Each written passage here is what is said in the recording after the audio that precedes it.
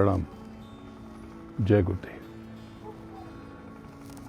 ये स्पेन का टोरिस दे योब्रेगात है, ये इस जगह का नाम है। और ये जो स्थान है ये कैट्रोलिना बेनियातोरा, नाम थोड़ा कठिन है इसलिए मैंने लिख लिया। ये जो स्थान है आप देख रहे हैं, जहाँ पर बड़ी बड़ी इमारतों के, स्पेन के जाने मानी इमारतों के मिनिएचर्स हैं, यानी बड़ी इमारत का छोटा हिस्सा बना हुआ। जो प्रसिद्ध जगह है स्पेन की, इसके छोटे छोटे नमूने यानी नकल यहाँ पर बनाई गई है। इसी प्रकार से जंझे द्वीप मंडल में जो 17 तत्वों का संसार है, वहाँ पर भी ऊपर के धनियों के स्थानों के, ऊपर के मंडलों और लोकों के छोटे छोटे नकल, नमूने यानी मिनिएचर्स वहाँ पर बनाए गए। जब आप चढ़ते हो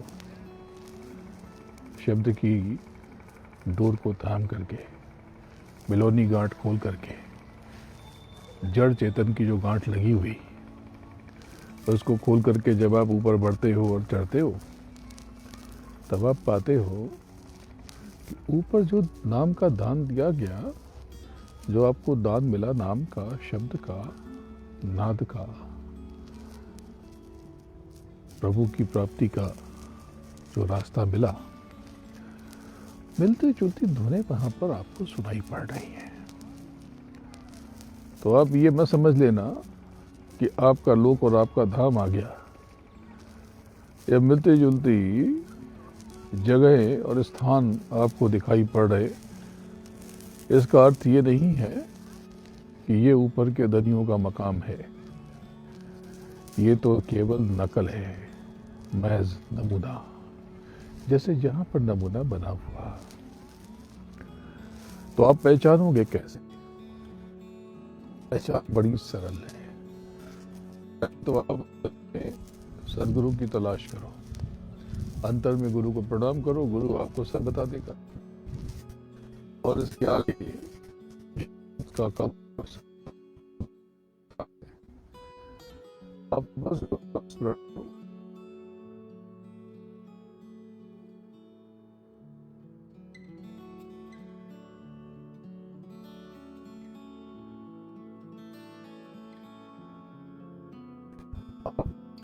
सुनना है और समझना है। क्या समझना है? अगर ये दुनिया, ये और आवाज छोटे छोटे हैं, समझ लेना कितना कल है, मुना है।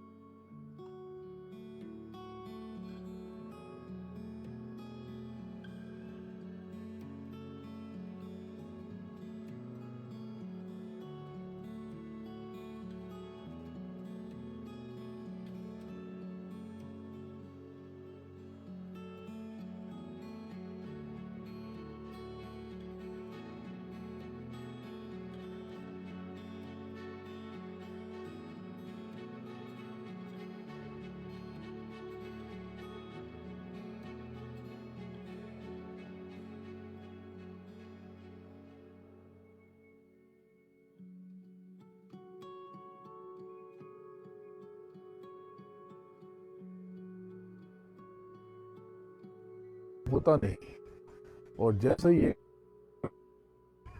सब कुछ सिमट जाता है महाकाल में। इस स्थिति को महाप्रलय कहते हैं। महाप्रलय। तो आप ध्यान रखना कि ऊपर के धनियों की, ऊपर के मालिकों की, अकाल तख्त की या भंवर गुफा की या 12 ब्रह्म के लोक की या दसम द्वार, एकादश द्वार और पिया पद की यानी त्रिवेणी संगम की या कारण जगत की या सूक्ष्म संसार की कोई भी आवाज़ आपके अनंतों जीवन काल तक टूटती नहीं है। उसमें विराम नहीं आता, उसमें पॉज नहीं आता, अंतराल नहीं आता। इस बात को आप बहुत मज़े में समझना, भ्रमित मत होना, फेर में मत पड़ना। जो आपको नाम का दान दिया गया, जो आपके ऊपर के धनियों के नाम बताए गए, उनकी सूरत शक्ल बताई गई और उनकी भाषा या उनका नाम, उनका नाम आपको बताया गया, केवल उन्हीं उसी प्रकार के नाद को आपको पकड़ना है। ऊपर ढेरों अनगिनत तरह की आवाज़ें, ऐसी ऐसी आवाज़ें जो आप सोच भी नहीं सकते, आप समझ भी नहीं सकते। ऐसे ऐसे मिनिएचर्स, जैसे ये देख रहे हो छोटी छोटी इमारतें, ये असल में यहाँ की बड़ी प्रसिद्ध इमारतें हैं स्पेन की, लेकिन यहाँ पर नकल बना दी गई। तो उस नकल को आपको पहचानना है और आपको अपने धुन, अपने धाम की धुन को पकड़ना है। मूल ध्वनि आपको पता है, जो अकाल तख्त की ध्वनि है आपको मालूम है। वो अकाल तख्त वही सचखंड है और वहाँ का पिता, वहाँ का स्वामी, वहाँ का मालिक ही आपका मूल है, आपका वजूद है, आपका अस्तित्व है। नीचे नकल तो बहुत सारी है, जैसे आपने अभी देखी ये छोटी छोटी इमारतें, ये जरा जरा सी हैं। मूल इमारतें तो इसकी हजारों लाखों गुना बड़ी है, हजारों गुना बड़ी हैं, सैकड़ों गुना बड़ी हैं, लेकिन यहाँ पर इसकी नकल बनाई गई, इसका मिनिएचर बनाया गया। तो इस मूल बात को समझ लो आप और इसको पकड़ने की अंतर में कोशिश करते रहना। शब्द की डोर पकड़ना बहुत ज़रूरी है। अगर जीते जी नाम की कमाई नहीं की आपने, तो प्रेमियों सब कुछ व्यर्थ होने वाला है। यहाँ देखो तरह तरह के नाना प्रकार के छोटे बड़े वृक्ष हैं, बौने बौने पौधे हैं यहाँ पर। इन्होंने कभी बहुत बड़ा होने की कामना की और देखो बड़े होकर के यहाँ पे पड़े हुए। इस जगत में कुछ भी पाने का अर्थ क्या है? छूटने वाला संसार है, पाके क्या करोगे? मैं स्पेन में हूँ, यूरोप का ये खूबसूरत देश है,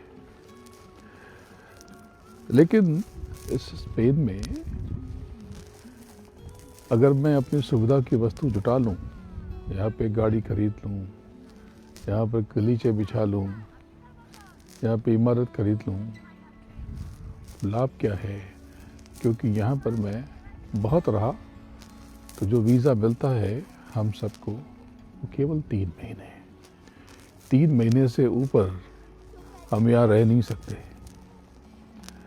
जबकि मुझे पता है मुझे 2-5 दिन में यहाँ से चले जाना है।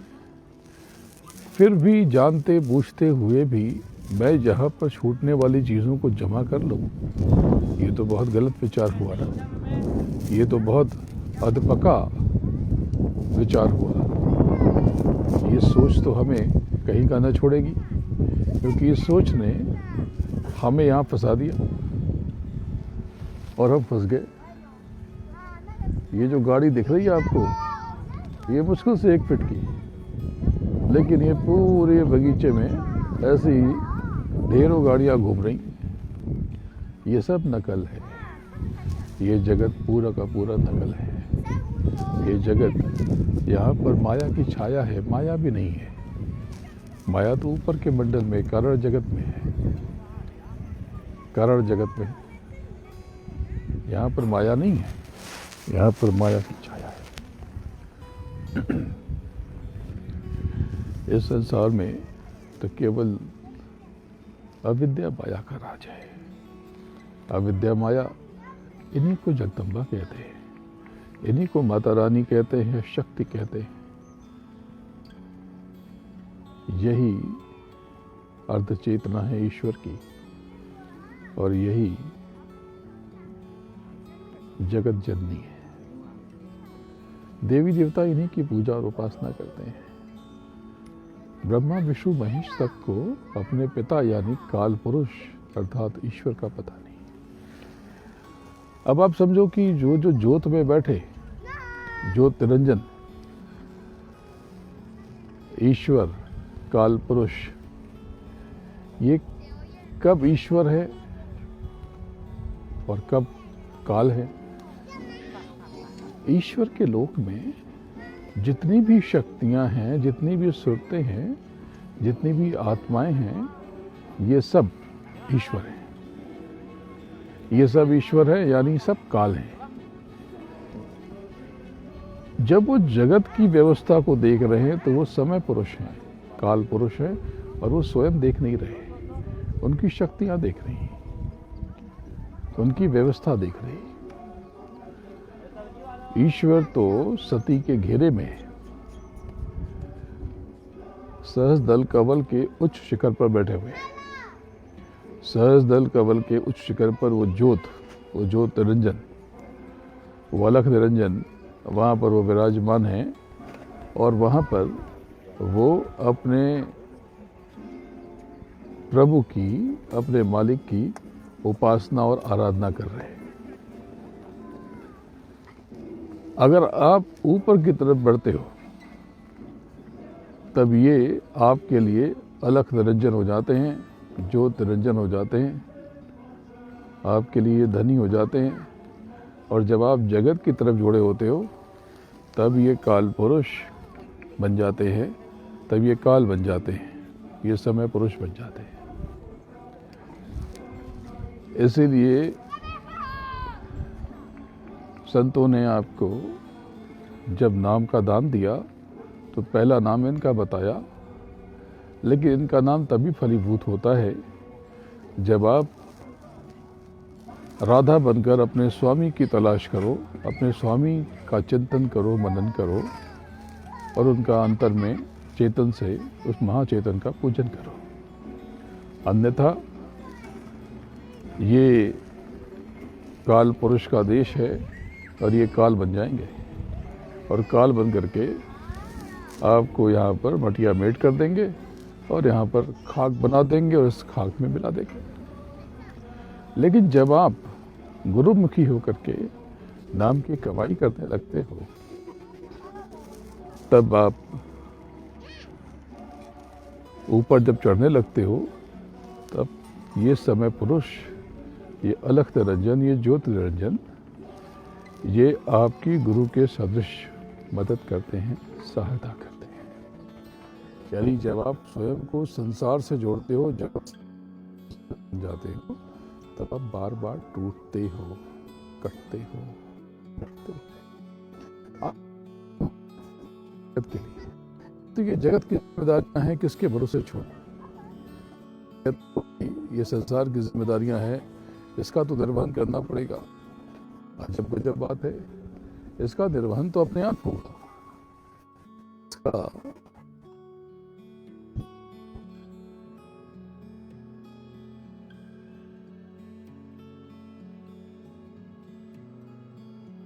में आपको करना है। तो स्वयं को अनावश्यक रूप से भटका लेते हो और जगत में आप स्वयं को उलझा लेते हो और संसारी बन जाते हो। इसलिए आप सब अंतर में प्रभु की तलाश करो, मालिक की तलाश करो। जब आप गुरुमुखी हो जाओगे तब आप सन्यासी हो जाओगे, तब आप अपने भीतर समा जाओगे और अंतर यात्रा पर निकल पड़ोगे। तब आप अपने मालिक को जो पूर्ण है, संपूर्ण है, उसको पालोगे और तब आप उसी में समा जाओगे। तो इसका ध्यान रखना। अभी मैं स्पेन में हूँ, इसके पश्चात मैं यूरोप के अन्य भागों में भी विचरण करूँगा। मुझे 800-850 करोड़ मनुष्यों की चिंता नहीं है। आप सब मनुष्य, आप में तो बीज पड़ गया। आपको जिनको नाम का दान मिल गया वो तो बहुत उत्तम स्थिति में है, लेकिन जिनको नाम का दान नहीं मिला, अगर वो मानव तन में है तो चलो उनको किसी न किसी प्रकार से कर्मों का बोध तो करा ही दिया गया। मुझे चिंता तो मनुष्य के अलावा बाकी के 84 लाख योनियों में फंसी सुरतों की है।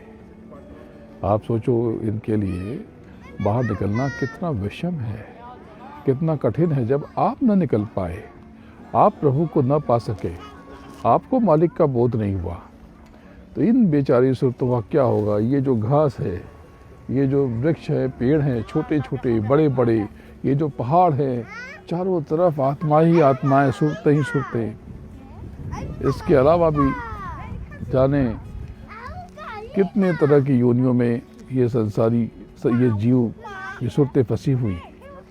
4 खानों में, स्थावर में, उत्मज में, अंडज में, जल के जीवों में, पिंडज में। आप स्वयं विचार करना। तो अंतर में उतरो और मालिक को पाने की युक्ति सद्गुरु से लेकर जतन करो, अभ्यास करो, प्रयास करो। अपने अंदर चलो, अपने भीतर चलो, अपने घर लौटो, धाम अपने चलो भाई, पराए देश क्यों रहना। प्रणाम। जय गुरुदेव।